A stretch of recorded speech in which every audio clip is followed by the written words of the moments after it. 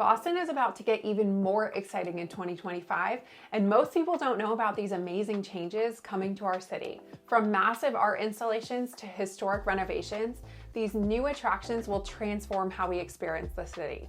As a real estate agent who helps people buy and sell homes throughout Greater Boston, I'm constantly tracking changes that make our area special. Today, I'm sharing 5 incredible additions coming in 2025, including one that will change the way we think about public art in America. Hey Boston, Kimberly Meserve here. When I'm not helping clients find their perfect home in Boston, I'm exploring everything our city has to offer. These new attractions aren't just exciting for visitors, they're gonna make living here even better. Whether you already call Boston home or you're thinking about moving here, these changes will give you even more reasons to love our city. So let's dive into what's coming. Let's start with something that's gonna transform Boston into one of the most exciting public art destinations in the world. The Boston Public Art Triennial is launching from May to October 2025, and it's reshaping how we experience art in our city. First, let's talk about scale. 15 major art installations will be spread across Boston. But here's what makes this special. They're deliberately placing these installations in neighborhoods that don't typically get major art exhibitions. East Boston, Roxbury, Dorchester, and Mattapan will all be featured prominently. In East Boston, they're planning a series of light installations along the waterfront that will change colors based on tidal patterns. Imagine walking along Pierce Park at sunset and seeing the harbor's movement reflected in massive light sculptures. These installations will create an entirely new way to experience our waterfront at night. Roxbury is getting something incredible, a series of interactive sound sculptures that celebrate the neighborhood's rich musical history. These installations will actually respond to people walking by, creating a unique symphony of community sounds. Are you thinking about relocating to Boston? Well, I've got just the thing for you. My team and I have actually taken the time to create the ultimate relocation guide, which is meant to save you hours of research, and I've linked it down below. From top employers to best hospitals and a boatload of other things that you need to know before making the move. The best part is that this guide is 100% free. That's right, 100% free. So just click the link in the description or the top pinned comment. I hope this helps. They're working with local musicians to incorporate traditional rhythms and contemporary beats into the experience. In Dorchester, local artists are collaborating with international sculptors to create pieces that tell the neighborhood's immigration stories. One installation will feature a series of mirrors and photographs that change perspective as you walk around them, reflecting the diverse faces and stories of the community. Mattapan's installations focus on youth engagement, with climbing sculptures that double as art pieces. They're working with local schools to involve students in the design process, creating art that reflects the next generation's vision for their neighborhood. These pieces will remain as permanent fixtures in the community after the triennial ends. What's particularly exciting is how these aren't just static displays. Each installation includes programming, workshops, performances, and community events that will run throughout the 6-month exhibition. They're even developing a smartphone app that will guide you through all 15 installations, sharing stories about the artists and communities involved. Next up is the renovation of America's oldest public park, the Boston Common. When you think about the Common's history, it's been everything from a cattle grazing field to a Revolutionary War camp. This renovation is the next chapter in its evolution. The $28 million project focuses on making the Common more accessible and usable for everyone. They're completely redesigning the pathways to eliminate steep grades and adding more resting areas throughout the park. The new layout will make it easier to navigate from Park Street to the public garden with clear sightlines and better wayfinding. The Frog Pond area is getting a major upgrade. The winter skating rink will remain, but they're adding a Four Seasons pavilion with restrooms and a cafe. In summer, the area around the pond will feature a new splash pad for kids and additional seating areas with shade structures. The Parkman Bandstand is getting restored and upgraded with modern sound and lighting systems.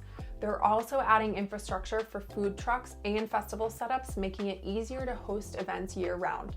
The renovation includes permanent power sources and improved acoustics for performances. Here's something fascinating. They're incorporating smart technology throughout the park. New LED lighting will adjust based on the natural light levels, and they're installing underground sensors to monitor soil moisture for better tree health. There will be even better Wi-Fi throughout the park and charging stations integrated into the new seating areas. The renovation also includes new native plant gardens that will provide year-round color while requiring less water and maintenance. They're even creating special plantings to support local bird and pollinator populations, making the common an even more important part of our urban ecosystem. Let's talk about South Station Tower. I know I've mentioned this in other videos, but rising 51 stories above South Station, this isn't just another office building. This tower represents something bigger, the evolution of how we think about transit-oriented development in Boston.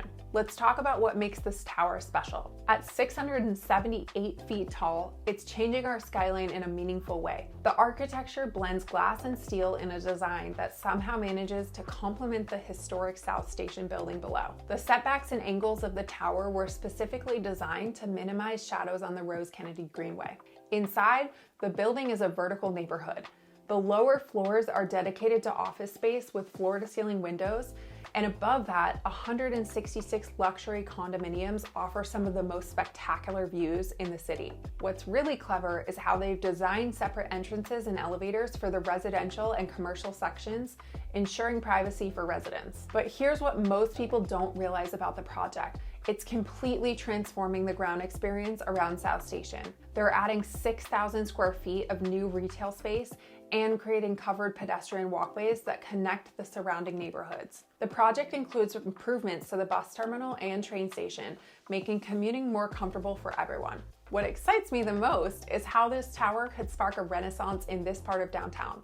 We're already seeing new restaurants and businesses planning to open in the area. The addition of full-time residents will bring 24/7 life to a neighborhood that's traditionally been very 9 to 5. The new North Washington Street Bridge might not sound exciting, but wait until you hear what it means for the city. This isn't just a replacement bridge, it's a complete reimagining of how we connect Charlestown to the North End. The design itself is stunning. Elegant arches that reflect both the Zachem Bridge and the historic character of both neighborhoods. But it's the functionality that really sets this bridge apart. 2 lanes in each direction for cars, yes, but also a dedicated southbound bus lane that will make public transit more reliable. The protected bike lanes and wide sidewalks on both sides mean that you can safely walk and cycle between neighborhoods. They've also incorporated several viewing areas along the bridge where you can stop and take in the harbor views. These aren't just simple pull-offs, they're designed as small plazas with seating and historical information about Boston's waterfront. The lighting design is particularly impressive. LED fixtures will illuminate the bridge's architectural features while providing safe passage for all users. They've even included special lighting considerations for the boats passing underneath. This last one I'm really excited about. This is something that's long overdue. It's the new JetBlue Lounge at Logan Airport. So JetBlue is opening their first premium lounge in Terminal C, and it's over 11,000 square feet, but it's not just your typical airport lounge. The space will feature local art installations and Boston-inspired design elements throughout. They're working with local restaurants to create a menu that showcases New England cuisine and partnering with local breweries and distilleries for the bar program. The lounge will include private working spaces, shower suites, and a wellness room. But what makes this particularly special is how they're incorporating views of Boston Harbor into the design. Floor-to-ceiling windows will offer spectacular views of the water and the city skyline. This investment really signals something important about Boston's continued growth as a global destination. JetBlue chose Boston as their first premium lounge because they see our city as a key international hub.